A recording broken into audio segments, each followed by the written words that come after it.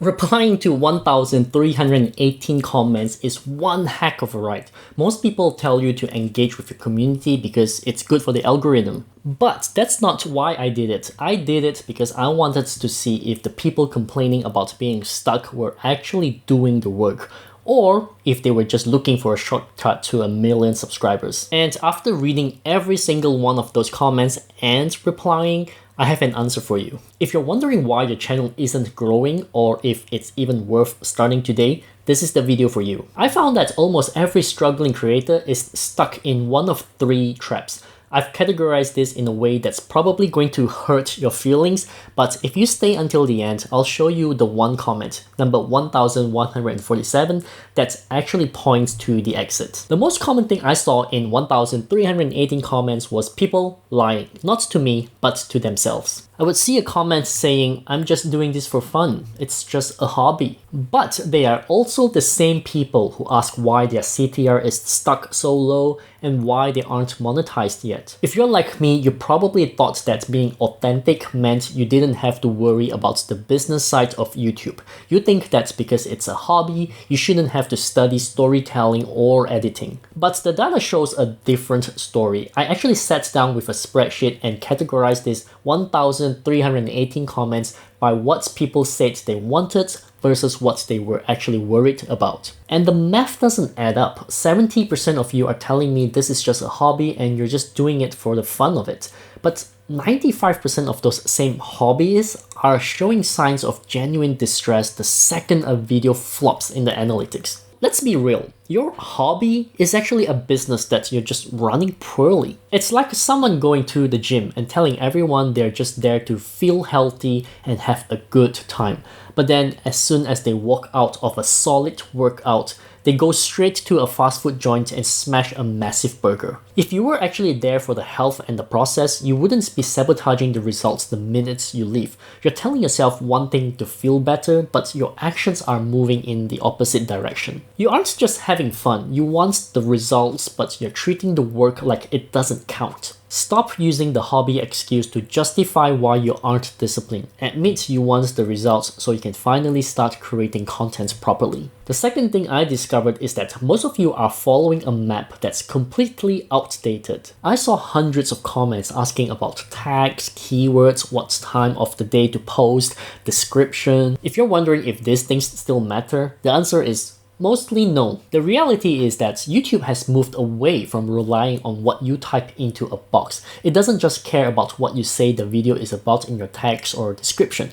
It cares about what the viewer actually does once they click. Today, YouTube is definitely smart enough to transcribe your audio in real time and use that to predict who the right viewer is. The catch here is it uses the data to find your initial audience, but it uses their behavior, their watch time, and satisfaction to decide if the video lives or dies. Therefore, you can have the most perfect SEO optimized script in the world, but if the actual experience of watching it is boring, then the algorithm will stop pushing it regardless of how well it understands the topic. This is the one that really gets me, the word should. I have uploaded 50 videos, I should have more subscribers. I spent 30 hours editing this, it should have gone viral. If you have this mentality, your YouTube journey is going to be a nightmare. Because you think YouTube is a vending machine. You think just because you insert effort, the machine is obligated to give you views. You and I know YouTube isn't a vending machine. It's a garden. You can do everything right. You can water the plants, you can pull the weeds, you can use the best soil,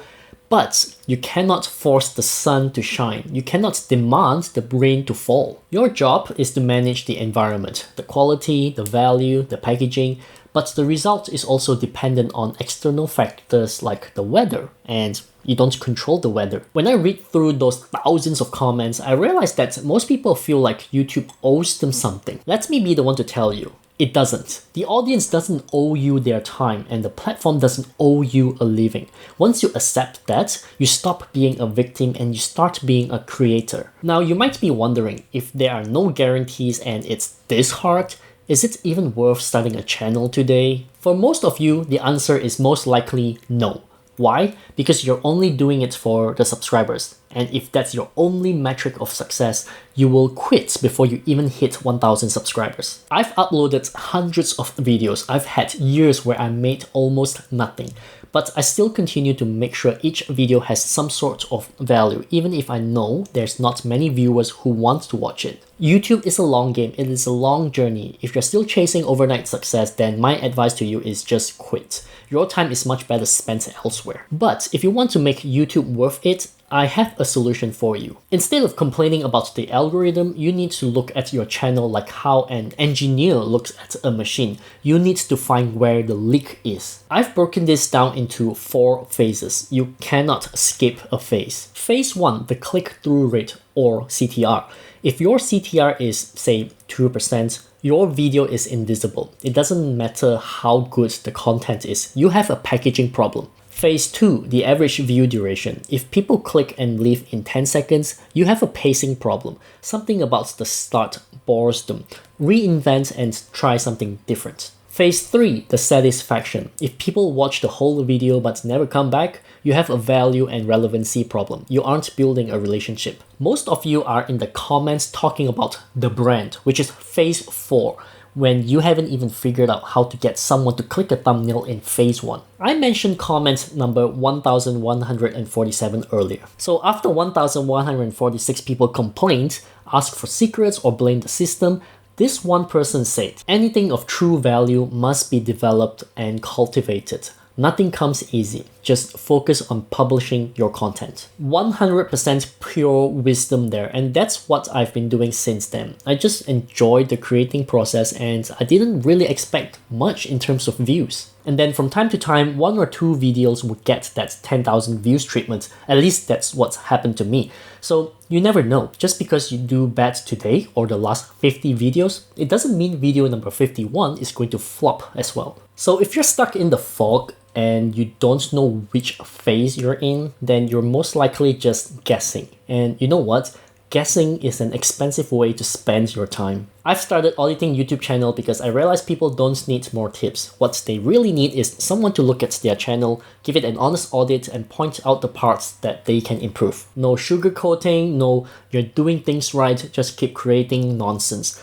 But actual explanation why things aren't working for your channel and what you need to do next. Not laying all the steps for you, but just the next step to get enough understanding first and see growth. If you want me to help you out with a YouTube channel audit, check out the link in the description. If you don't need an audit, try and do this. Go look at your own comments. Don't look for praise. Look for the patterns of why you aren't providing enough value yet. Once you see it, you will not be able to unsee it. That's all for me in this one. If you want to learn more about my experience and what I discovered on YouTube, be sure to check out this video over here. Thanks for watching and I'll catch you in the next one.